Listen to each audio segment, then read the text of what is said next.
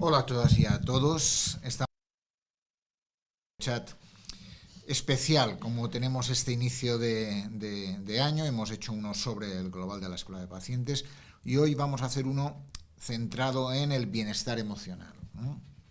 Y nuestra persona clave en bienestar emocional es Viviana Navarro. Viviana es una colaboradora, una persona clave en la Escuela de Pacientes. Ella lleva algunas aulas, bastantes de ellas.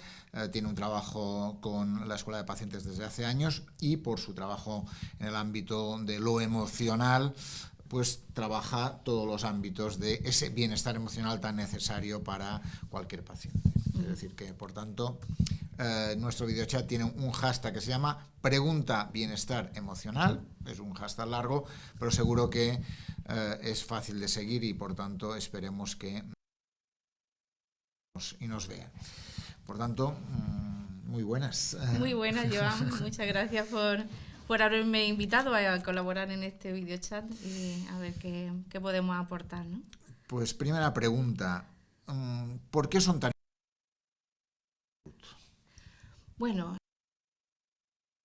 somos un todo, ¿no? La OMS define la salud como el bienestar a nivel biológico, físico, pero también mental, psicológico, social y la parte de las emociones repercute en nuestra salud, tanto en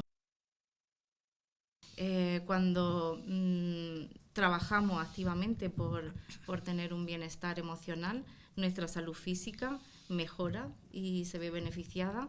Y también en la otra dimensión, en la otra parte, pues sabemos cómo las emociones afectan negativamente a procesos que son específicamente físicos, incrementando, pues por ejemplo, sensaciones de dolor, interactuando en algunas patologías con temas hormonales y en fin, nuestras emociones nos afectan a todos los niveles. Por tanto, importante idea. Emoción y salud van ligadas, ¿no? En la misma definición de salud, como decías tú, y por tanto hay cosas que afectan cosas que afectan a las emociones y que repercuten en la salud. Hay una pregunta que nos hace una persona que dice que tiene diabetes y dice, pregunta, ¿las emociones negativas afectan a la salud? Un poco también en la línea que decías. Dice, mi estado de ánimo yo veo que me influye en los resultados de mis pruebas. Me dice, ¿puede ser así? Totalmente, totalmente. A ver, sobre todo esta emoción que es muy global, que es el estrés, ¿no? Interactúa produciendo en nuestro cuerpo la liberación de cortisol y adrenalina. A su vez afectan al tema de la regulación de insulina.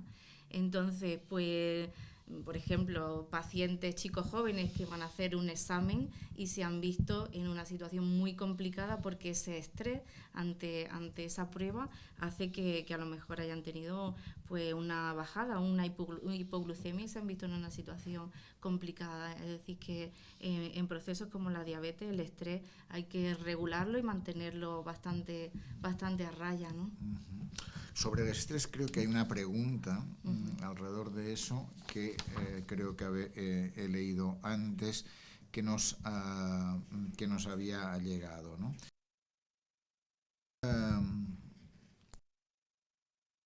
Mi enfermedad, mi diagnóstico, mis tratamientos, dice, todo el día con un gran estrés, no puedo seguir así. Dice, perdona el comentario, pero así lo digo, ¿no? Muy De alguna bien. forma, ¿no? Efectivamente, sabemos, pues, por ejemplo, que en el modelo de Lazarus, ¿no? Que la propia enfermedad supone un estresor para la persona. Y se producen fenómenos donde la persona evalúa que lo que le está sucediendo es algo sobre lo que no tiene control. No tiene control, afecta a todas las facetas de su vida y es algo inespecífico. Por lo tanto, lo que yo plantearía es que analicemos realmente esa situación de la manera más objetiva posible. ¿Qué cosas están en nuestra mano para mejorar en nuestra enfermedad, para proporcionarnos bienestar, qué pequeños cambios puedo hacer para que eso sea distinto frente a hacer esas valoraciones tan globales y tan genéricas, ¿no? Pues, por ejemplo, ya no sirvo para nada, porque esto me ha pasado a mí, la culpa es de, ya no puedo hacer nada, no puedo manejar mi dolor, no puedo... Por lo tanto, intentar tener pensamientos mucho más ajustados a la situación. Es verdad que hoy tengo dolor, pero pese a este dolor puedo hacer esto, ¿no? O estoy agradecido porque cuento con esta persona. Hoy voy a intentar esta acción, esta pequeña meta. Por tanto, la clave es no hundirte con el mensaje estoy fatal, digo, esto no hay manera, no hay nada que lo aguante, diríamos, sino ver qué pequeñas cosas me pueden sacar de ese pozo, diríamos, entre comillas, ¿no? Efectivamente. Sabemos que hoy por hoy las estrategias redundan en un mayor malestar en nuestra enfermedad. Pasivas nos referimos a quedarnos en casa aislados, no relacionarnos con las personas, tomar medicación en cuanto incrementa un poquito el dolor, con lo cual estamos haciendo que nuestra resistencia de alguna manera pues disminuya. Y lo que sí que sabemos es que las estrategias activas son las que mejor nos van a ayudar. Estrategias activas como hacer una actividad física de tipo manual, es decir, un masaje, y lo que nos va a ayudar fundamentalmente es manejar las preocupaciones, manejar todo lo que tiene que ver con lo que pienso y con cómo valoro la situación en la que me veo, ¿no? Por tanto, primero el mensaje es clave, ¿no? Es decir, tener una actitud activa, tener una visión activa, hacer cosas que me hacen quitarme esa preocupación. Si yo estoy centrado en el problema, no puedo ver qué otras facetas hay en la vida, diríamos, ¿no? Efectivamente.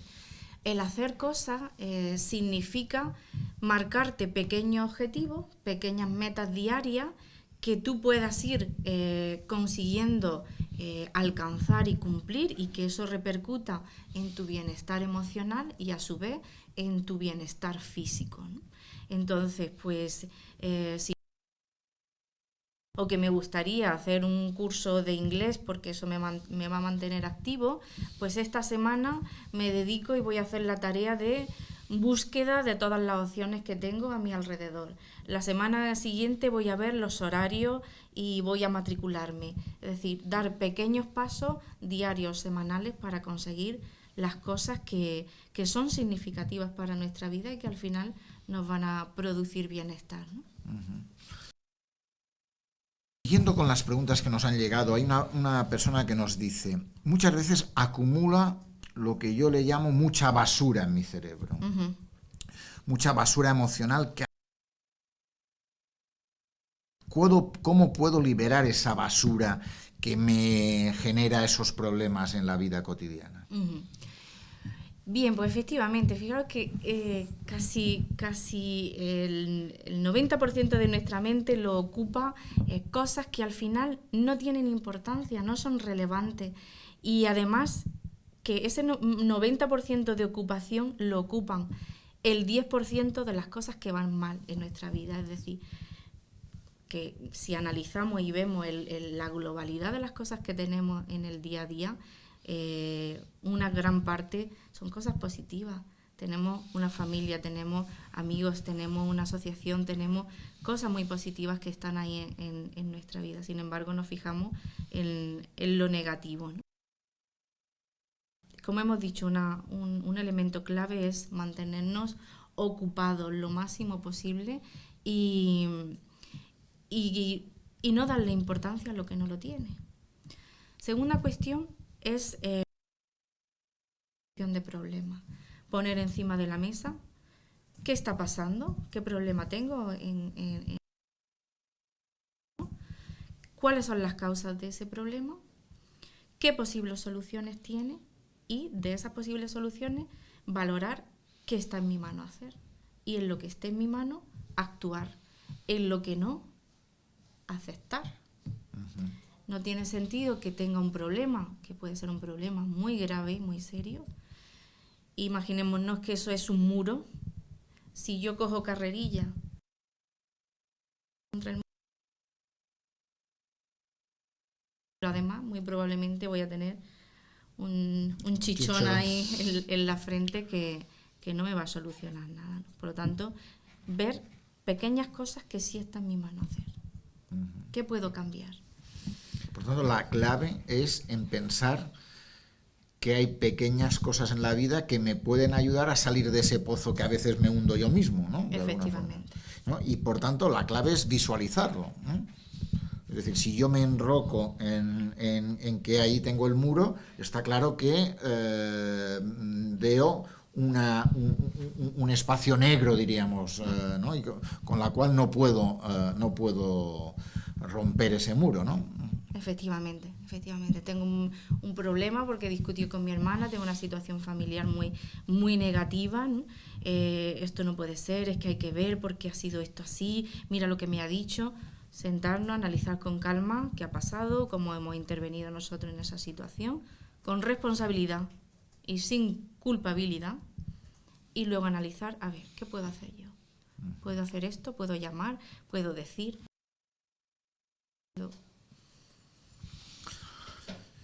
Por tanto, ya tenemos más claves aún, ¿no?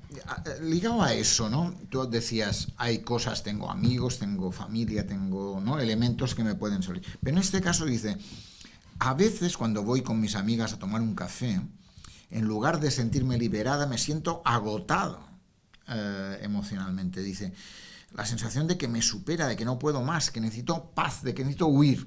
A veces los debates y discusiones que salen de esas reuniones, en lugar de facilitarme, me agotan de alguna forma. Y dice, ¿qué debo hacer?, nos pregunta. Vale.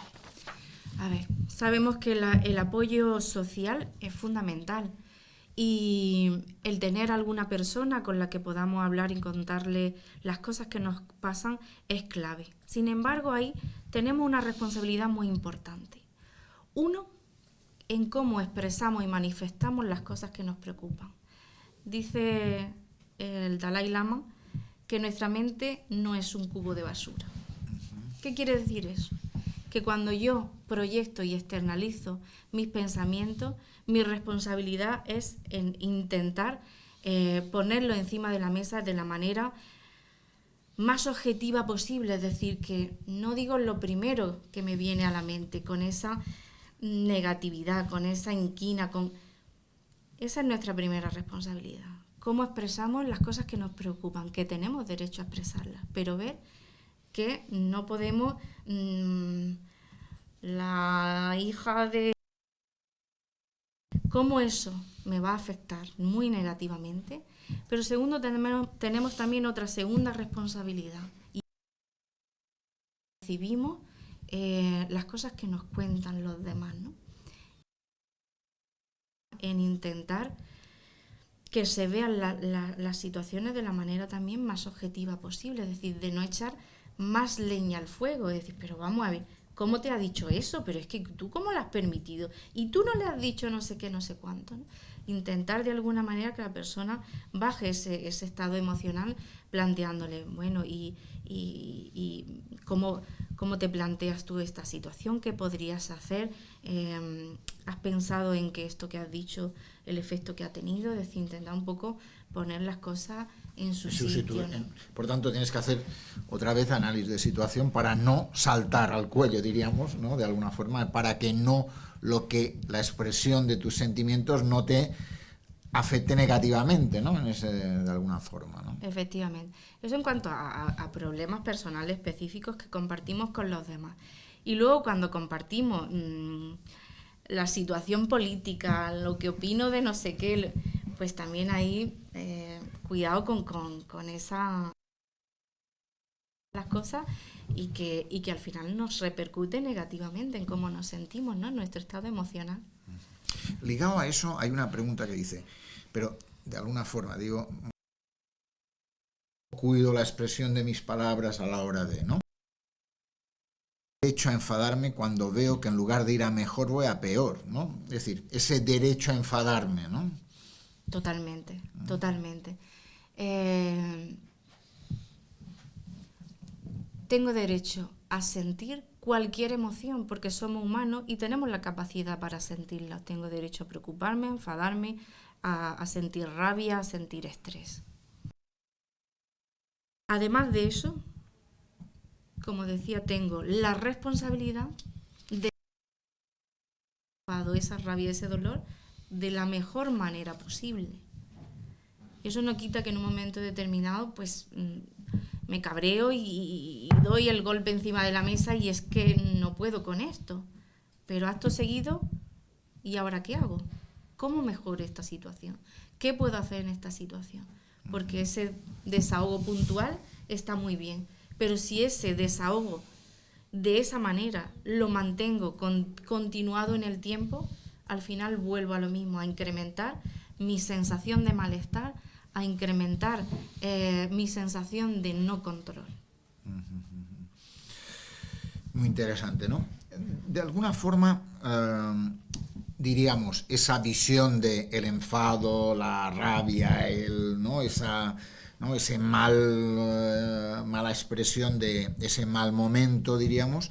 Por otra parte, hay una persona que nos dice, me gustaría que nos dieras unos consejos para tener mayor, incluso algo de pasión para afrontar la enfermedad que tengo. No nos dice qué enfermedad tiene, pero ¿cómo podemos transformar esa rabia, ese enfado en incluso hacer cosas? Voy a hacer cosas y ánimo, con fuerza, con entusiasmo y con ilusión. ¿Cómo hacer ese salto? A ver, para mí, sinceramente, te doy mi opinión, creo que si yo no tengo el ánimo para cuidarme y para hacer algo por otro, lo que es bueno para otro va a ser mejor para ti. Y a esto me estoy refiriendo a que hay momentos en la vida en los que estoy... El voluntariado y el hacer algo por los demás, aunque sea algo que no es físico, que puede ser un acompañamiento, va a redundar en recuperar mi bienestar y mi entusiasmo, ¿no?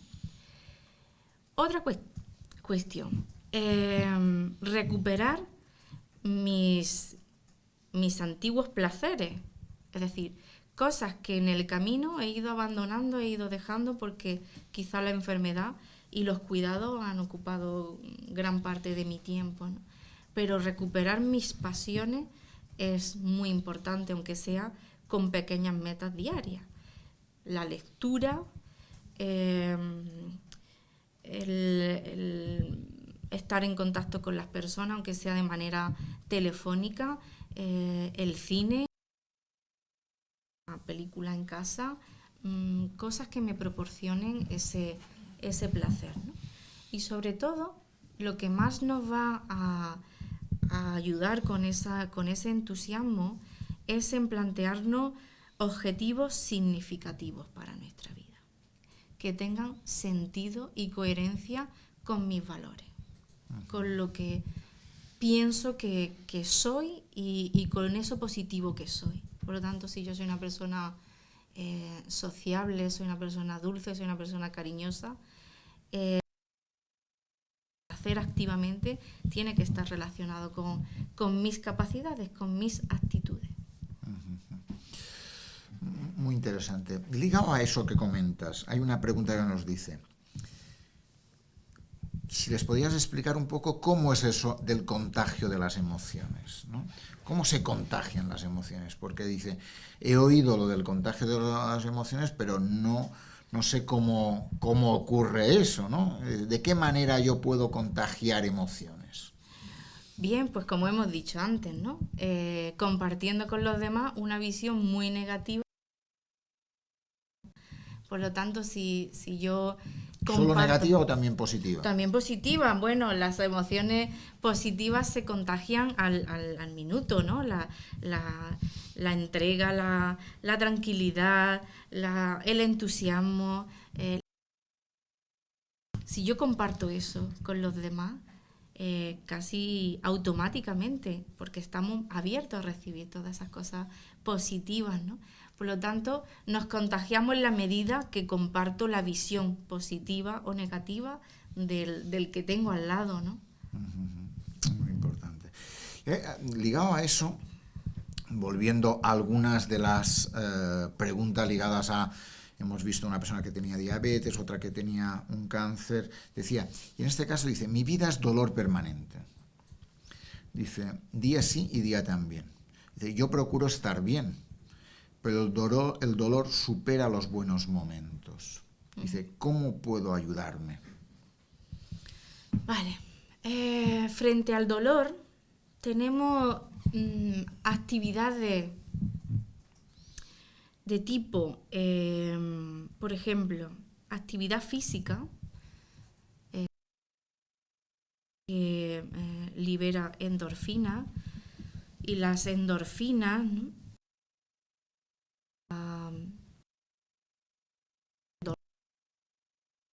Hay personas que pues no pueden utilizar sus piernas, pero eso no quita que no se pueda hacer una actividad física adaptada de todo tipo, ¿no? Hoy por hoy sabemos que la actividad física en grupo tiene una evidencia muy potente para proporcionar bienestar y ayudar en procesos dolorosos. Por lo tanto, salir a caminar, aunque sean 15 minutos, con una amiga, con un grupo o los compañeros de la asociación, puede ser un punto muy importante, ¿no? Luego, estábamos hablando también de distraer la mente de preocupaciones. Y ahí, por ejemplo, como decíamos, ¿no? El estar lo más activo posible nos va a ayudar en esa tarea. Nuestra mente necesita también estar ocupada. ¿Cómo puedo estar ocupada? Pues, por ejemplo, puedo dedicarme a ordenar la situación financiera, la factura, el papeleo que tengo de casa. Puedo hacer un juego de mesa, un juego de cartas. Si no puedo salir de casa, son actividades que podemos hacer individualmente o con la familia estando en casa, ¿no? Y luego, para mí, hay un tipo de relajación que yo lo llamo relajación por los 5 sentidos, que tiene que ver con seleccionar cada día de la semana uno de nuestros sentidos y obtener a través de ese sentido un pequeño placer. Por ejemplo, si estamos hablando del sentido de la vista, dedicar unos minutos diarios a hacer, por ejemplo, la contemplación de un paisaje, que puede ser en directo, en vivo y en directo, y que abro la ventana y veo la Alhambra, si tengo esa suerte, o el parque enfrente de mi casa. O en mi ordenador y en mi tablet. O puedo hacer una lectura de un libro, o contemplo algo bonito, un objeto bonito de casa. La idea es que esa actividad la hagamos con el 100% de implicación en esos minutos. Son pocos minutos, no tenemos que estar mucho tiempo. 5 minutos, pero al 100%. Con otro de los sentidos, el sentido del oído. Dedicar 2 minutos a escuchar mi canción favorita. Abrir la ventana y escuchar los pajaritos. Ponerme junto a la ventana y escuchar hoy la lluvia. Concentrar con nuestro sentido del gusto. Bueno, pues ahí placer.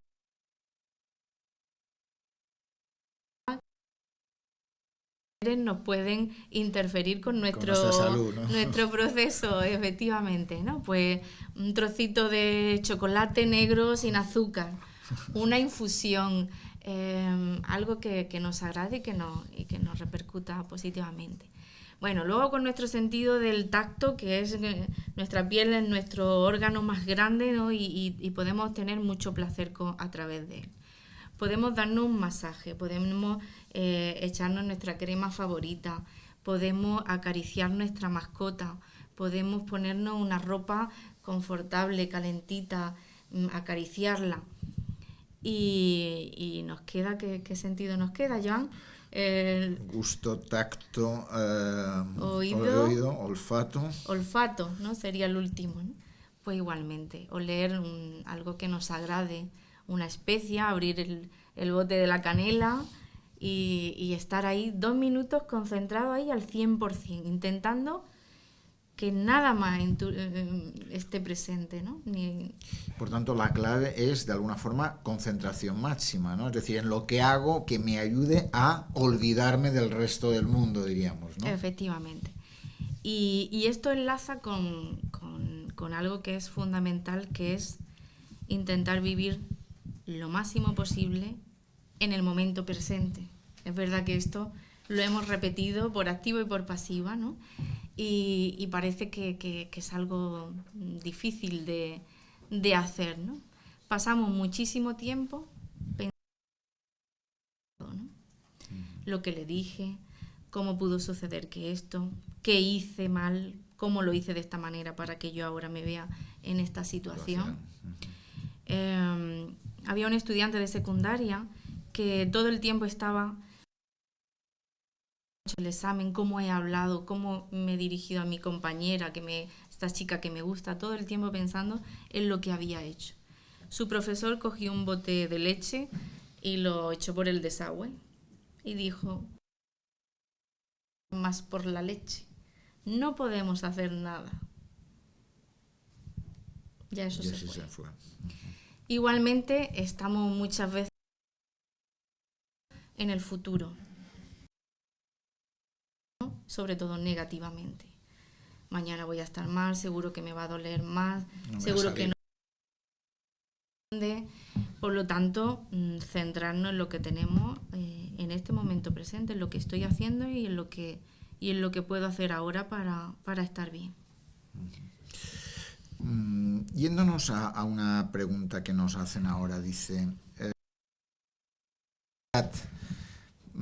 ante una enfermedad crónica como la diabetes que tengo para toda la vida. Pienso en ella y lo que pienso es toda una vida con la diabetes. ¿Cómo afrontar esa adversidad? Uh-huh.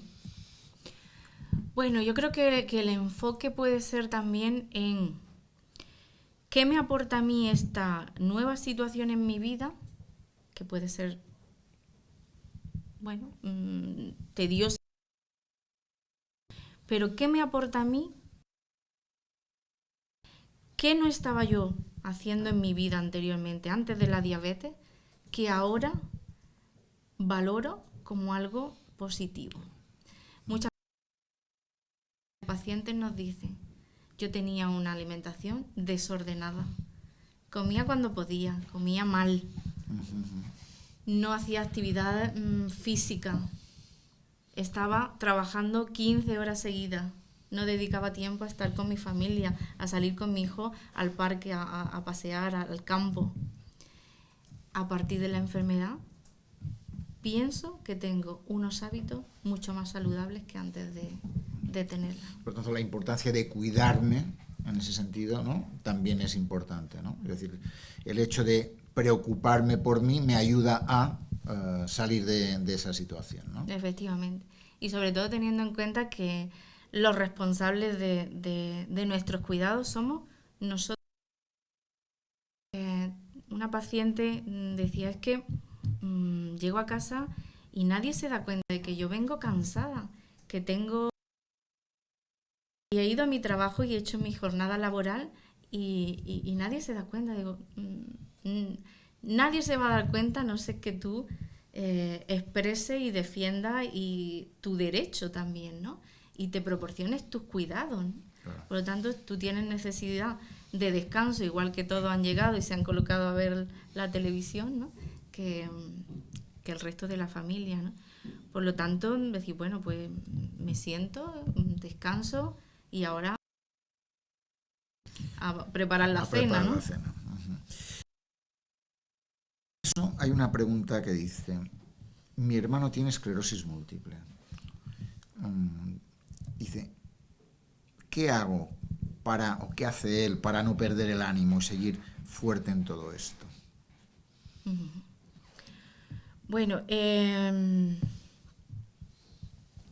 hay patologías que, digamos, se manifiestan por crisis, ¿no? Es decir, tenemos un brote en un momento determinado que nos limita bastante la vida o el día a día.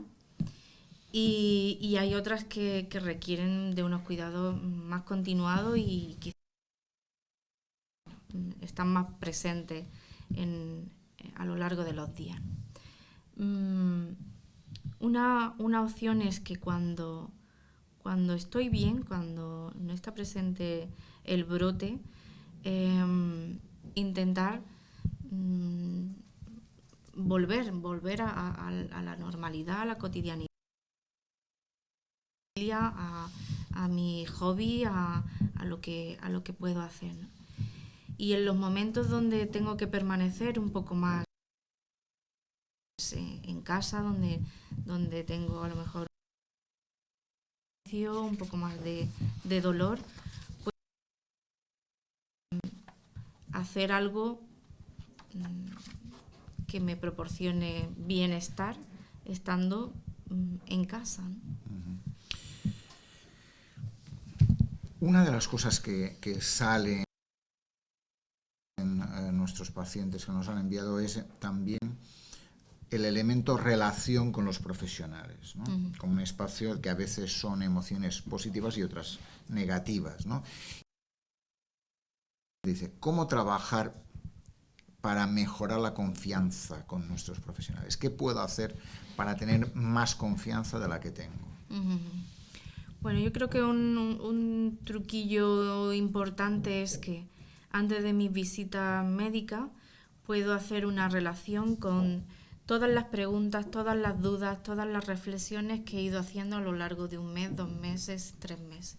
Anotarlo todo, ¿no? Sobre todo porque el hecho de escribirlo me va a ayudar a plasmarlo de una manera respetuosa, pausada.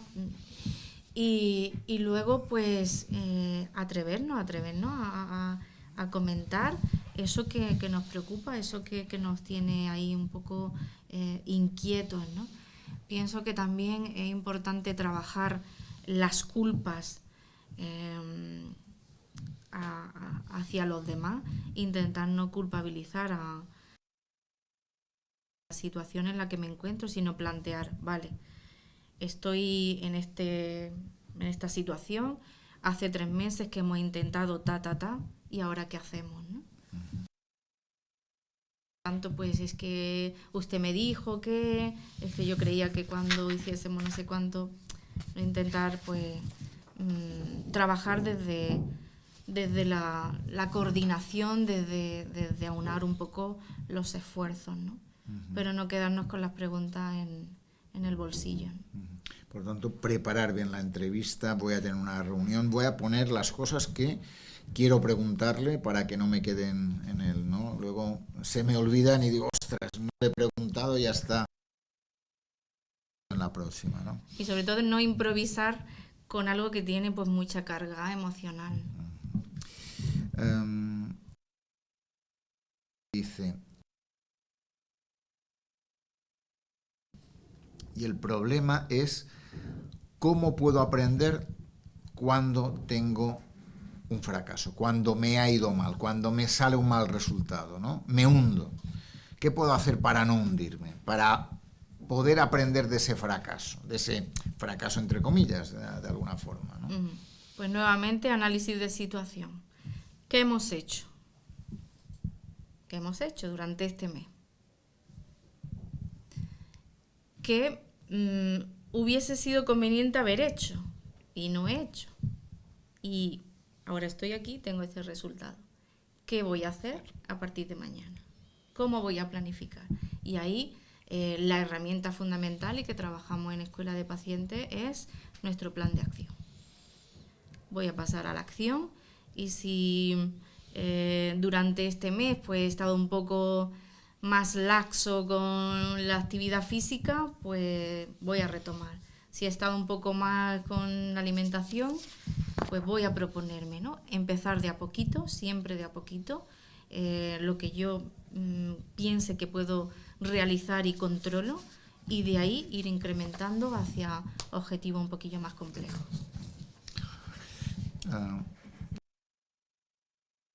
¿No? La primera va ligado a cómo quitarme los pensamientos negativos de esto es un desastre, esto no funciona, esto va mal, esto es un caos, esto tal, para poder pensar en positivo. Y dice, necesito pensar en positivo. ¿Cómo lo hago para pensar en positivo? ¿Qué tengo que cambiar, nos dice, de mi cabeza para poder pensar en positivo? Bueno, tenemos que decir que ese cambio es un cambio complejo, es un cambio que necesita de entrenamiento y que pienso que a todos los humanos nos lleva toda una vida entrenar, mejorar y profundizar. Dicho esto, la manera de trabajar negativo sería básicamente con la reestructuración cognitiva. ¿Qué recomendaría yo? Escribe en un papel todo lo negativo que estás pensando. Cada uno de esos pensamientos negativos, ponle un nombre emocional. No soporto a mi madre.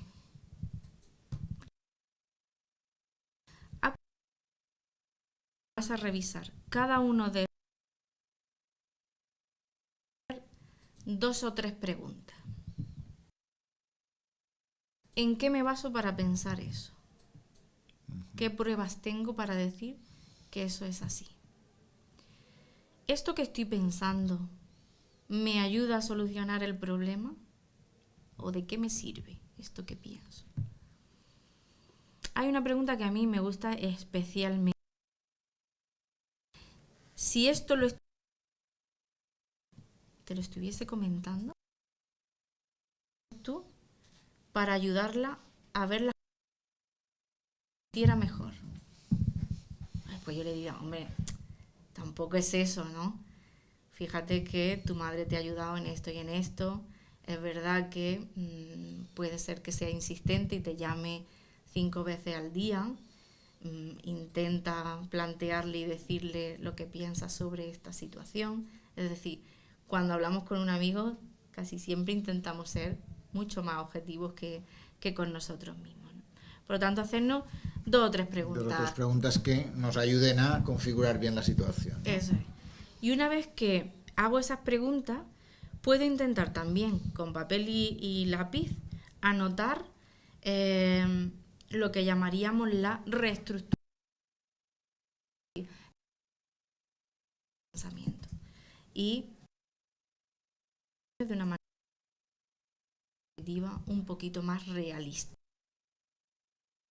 No puedo hacer nada con este dolor, pues ayer pude estar conversando con un amigo, estuvimos hablando y recordando viejos tiempos, o pues hoy he podido sentarme y ordenar esa carpeta que tenía ahí en el cajón y que la tenía pendiente de tarea, o he conseguido salir y caminar 15 minutos y ir a la tienda de enfrente a comprar tal. Por lo tanto, ser muy específico, acotar muy bien las cosas que pensamos y no irnos a los extremos. A los extremos, ¿no? Y ya casi para terminar, hay 2 preguntas que van un poco ligadas. Una que habla de reciclar emociones, se pueden reciclar, y ligado a eso preguntan cómo puedo reiniciar cuando estoy agotado, cuando ya no tengo fuerzas para nada, ¿no? Reiniciar, ¿no? Y ante ese agotamiento, ¿cómo puedo darle otra vez al on, ¿no? En cuanto al reciclado, yo entiendo que las emociones son funcionales, nos sirven para algo. ¿Para qué te sirven a ti el sentir ese rabia, ese cabreo, esa desesperación? Para darte un toque de atención y decir, hay algo que no está funcionando, hay algo que no está bien, hay algo que hay que reconfigurar y repensar. Por lo tanto, el reciclado de emociones, entiendo que un primer paso es ver la utilidad que tiene esa emoción para poder reenfocar, ¿no? Y cuando estoy agotado emocionalmente, ¿cómo puedo darle al on? ¿Cómo puedo volver a, si estoy agotado, no tengo fuerzas ya, he tirado la toalla, ¿no? De alguna forma, ¿no? Bueno, a ver.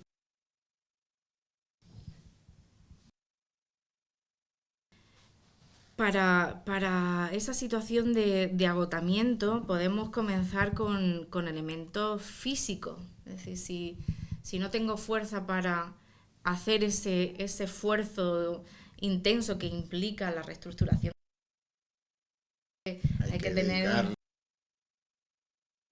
Pues puedo empezar con elementos de tipo físico como estábamos planteando, ¿no? Por ejemplo, un elemento que nos va a ayudar muchísimo es nuestra alimentación. Y ahí tenemos que utilizar todo el arsenal y disponibilidad que tenemos hoy por hoy en productos estupendos de alimentación, tanto pues nuestra proteína, nuestra vitamina omega 3, que van a hacer pues que nos repercuta directamente y positivamente en... Otra cuestión es tener en cuenta el tema. No somos máquinas, necesitamos descansar porque es vital. El sueño y el descanso es casi más importante que la alimentación para nosotros, los humanos. Por lo tanto, planificar a lo largo del día pequeños descansos de 10 minutos, 15 minutos, que me reseten un poco y que me den un poquito de energía.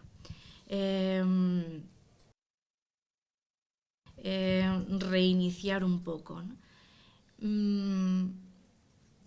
No hemos hablado y hemos dejado ahí en el tintero el tema de la sexualidad, ¿no? Y sobre todo hay momentos, y por el momento de nuestro proceso, que quizá el aspecto físico pasa a un segundo plano, pero todo el tema de la cercanía, de la ternura, del contacto, del estar con la pareja, del acariciar a un ser querido, de abrazar a un ser querido, que nos da nuevamente la fuerza y la vida, ¿no? Y luego yo creo que hay algo que también es sencillo, que es la lectura positiva, la lectura de algo que me aporte algo útil, una reflexión, una inspiración de otra persona, o la visualización de un vídeo de algo y entusiasmante.